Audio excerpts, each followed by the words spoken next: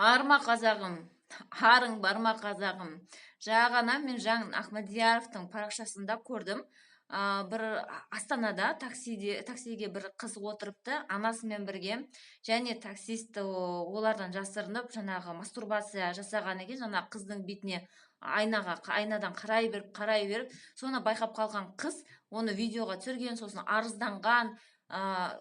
Енді ол жаңалықтың астында жаңағы біздің ер азаматтарымыз не жазып жатыр дейсіз ғой. Олар айтады, қыздың өзі кінәлі дейді. Енді Эммануэланы хиджаб киген қызды да, бүкіл бүркеніп алған қызды да енді кінәлі қылып тастаған жоқ па? Сонымен мен бір айтарым бар. Мен өзім атеистпін, дегенмен де ислам дінінде маған бірнеше жерлері бар ұнайтын. Ол тоқтаңыздар. Міне айтады ғой, исламның жанатында дейді, бір еркекке 70 хор қыздары келеді екен. Хор қыздары деген кім? Ол негізінде кезінде осы біздің планетамызда аяқ басқан әйелдердің рухтары. Кейбіргілері оны ойындағысы келмейді, дегенмен де ол әйелдер.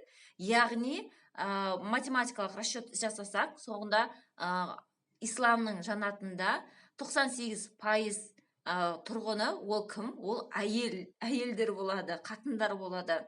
Және тек қана 1-2% жанатта тұратындар, жанатқа кіретін ол тек қана ер азаматтар.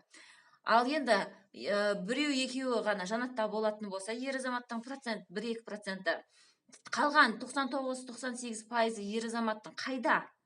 Яғни олар тозақта.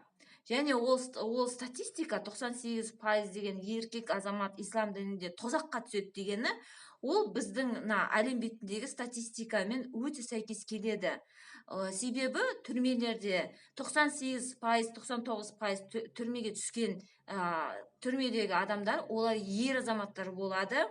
Және оның көбі қандай статьямен түскен?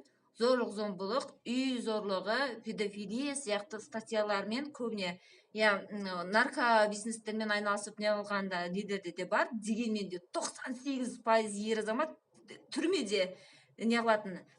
Түрменің тұрғындары 98% ол ер азаматтар.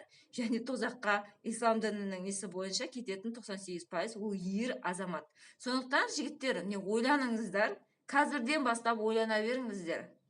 Осы бұл таза математикалық жаңағы расчет. Аман болыңыздар.